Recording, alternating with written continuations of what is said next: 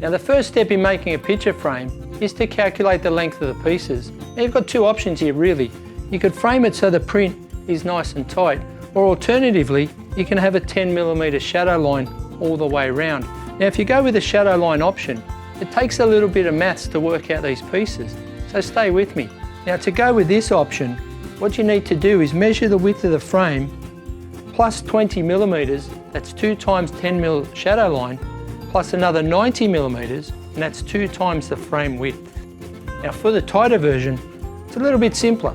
All you need to do is measure the width of the print, add a couple of millimetres, plus 90mm for the width of the frame.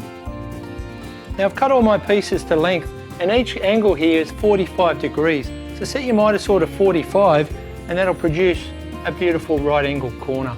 Now it's a good idea to sand all these surfaces first. It's a lot easier to do it now than if you do it after you glued up the frame. You need to sand this top edge here and inside the rebate, and any of these sharp edges, lose those as well.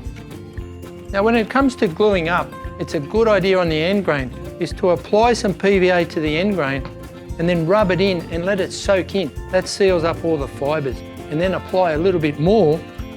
You're right to glue it up. And remember, don't use too much glue, it's just too much mess.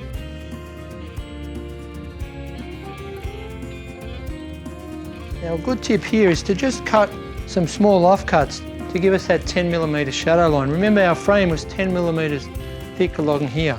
So we use those as spacers, and we'll just flip it over.